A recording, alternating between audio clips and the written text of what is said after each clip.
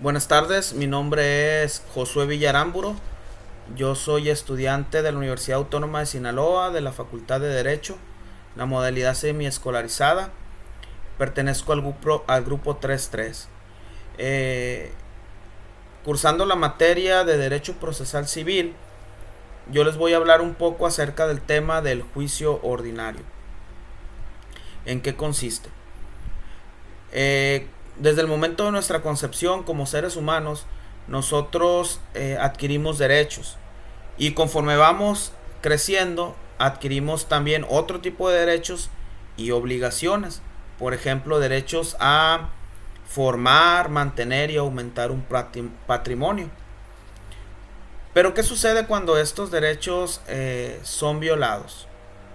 Bueno, como gobernados, el Estado mediante la Constitución ha establecido una herramienta que podemos nosotros utilizar para pedir esa restitución de nuestro derecho que ha sido transgredido. Esta se le conoce como la acción.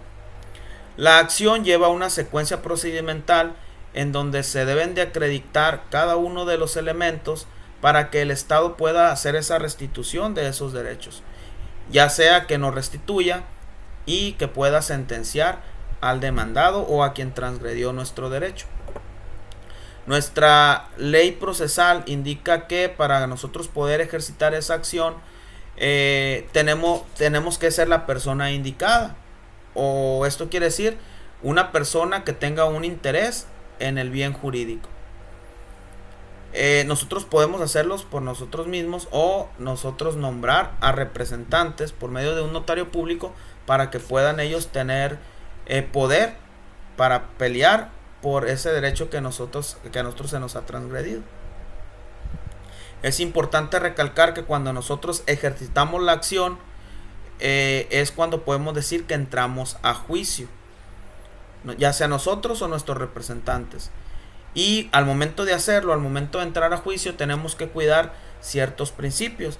Principios como la lealtad, honestidad, respeto, buena fe y verdad. Estos son principios a los cuales nosotros o nuestros representantes tienen que ajustar su conducta para poder llevarlo de la mejor manera.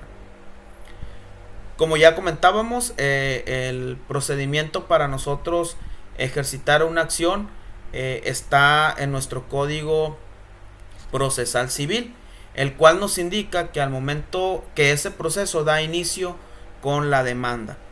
La demanda es lo que inicia el proceso y es el vehículo legal que nos brinda el Estado para que nosotros podamos ejercitar acciones.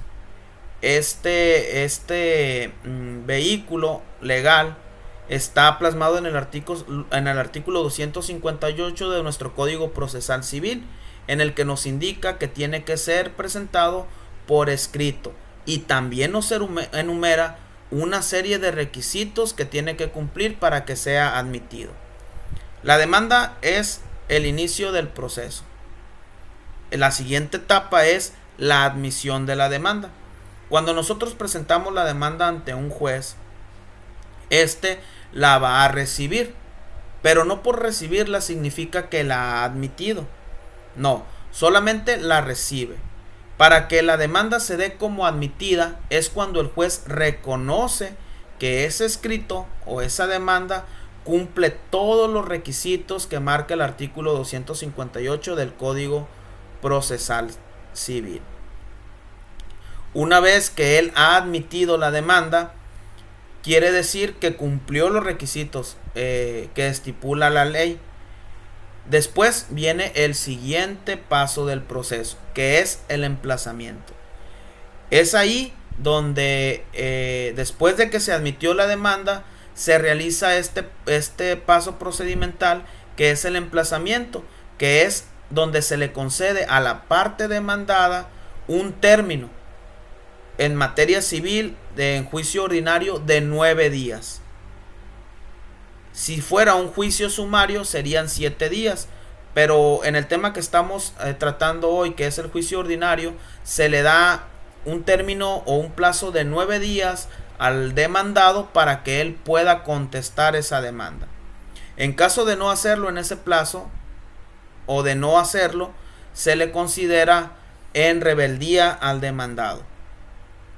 Después de que se ha emplazado al demandado, que se le ha dado ese término para que él conteste, él tiene que hacerlo, y al hacerlo, al modo de hacerlo, se le conoce como, o a la contestación más bien, se le conoce como presentación de excepciones y defensas.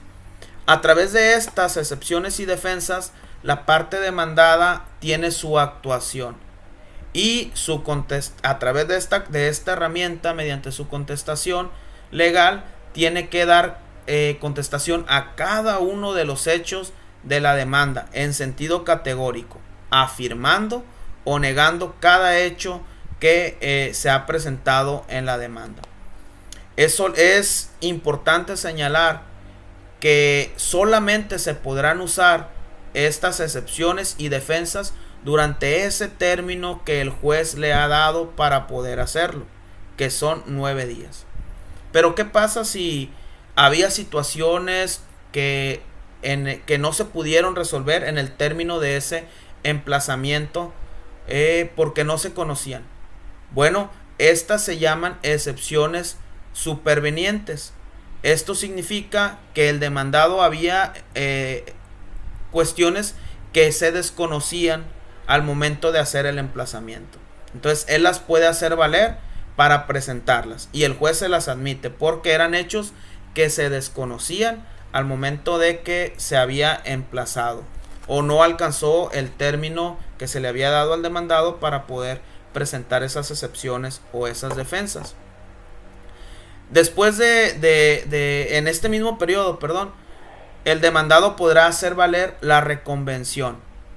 Eso se hace en el tiempo que se le ha concedido al demandado para contestar la demanda. Esta no es otra cosa más que una contrademanda, y debe contener los mismos requisitos que la demanda principal. Aquí, como en pocas palabras, es decir, que ahora el actor o quien había presentado la demanda es demandado por alguna situación. Entonces esta contrademanda o esta reconvención tiene que llevar los mismos elementos que el artículo 258 del Código Procesal Civil menciona. En este periodo ya las partes tienen que presentar sus pruebas. Estas pruebas se le conoce a la presentación de estas pruebas como la etapa probatoria, y son los mecanismos que la ley da para que las partes en conflicto cumplan con su carga en materia de prueba. La carga de prueba se traduce en la necesidad que tienen las partes para justificar o acreditar su acción, y en el caso del demandado, justificar sus excepciones y sus defensas. Nuestro Código Procesal Civil establece los siguientes medios de prueba que se pueden presentar, que son la prueba confesional, la prueba testimonial, prueba pericial, prueba de inspección judicial, pruebas de copias fotostáticas, fotografías o pruebas de avances tecnológicos, prueba presuncional. Todas estas, como ya lo comentamos, tienen la finalidad de justificar los actos del actor y las excepciones y las defensas en el caso del demandado. Después de esto ya viene la etapa de los alegatos. Los alegatos se consideran como las conclusiones de los hechos y se ofrecen de manera escrita. En estas deberán proponer las partes con las cuales el actor determina cómo procede su acción en juicio, y el demandado sus excepciones y defensas. Y para presentar estos alegatos el término son de 6 días. Después de transcurridos estos 6 días en los que se llevaron a cabo los alegatos, viene la citación para sentencia. Transcurrido el término de los alegatos, el juez citará a las partes para dictar sentencia.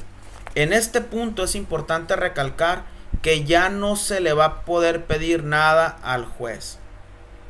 Ya no se le va a poder pedir nada al juez. Solo se deberá esperar la resolución o la dirimencia del conflicto mediante el dictado de una sentencia definitiva. ¿Qué es la sentencia definitiva? Bueno, la sentencia definitiva es el último paso de este proceso. La tarea diaria de los tribunales es la de impartir justicia. Estos no se pueden negar. Tienen la obligación de resolver lo que le piden las partes, todo conforme a la ley. Dependiendo del tipo de petición, es cómo será el tipo de resolución. Las resoluciones se clasifican de la siguiente manera. Se clasifican como decretos, autos, sentencias interlocutorias, sentencias definitivas. Las sentencias definitivas también tienen unos elementos, que son el proemio, los resultandos, los considerandos y los puntos resolutivos. Dentro de estos partes de la sentencia, en el que puede ser la parte medular, es la de los considerandos, que esto significa, o este apartado señala el criterio que adoptó el juez para resolver el juicio. Entonces, como vemos, siempre y cuando a nosotros se nos viola un derecho y queremos pedir restitución por él, podemos pedirlo de acuerdo a este procedimiento. Vemos pues que el proceso en materia civil consiste en varias etapas, que son la presentación de la demanda, la admisión de la demanda, el emplazamiento, la contestación y la sentencia definitiva.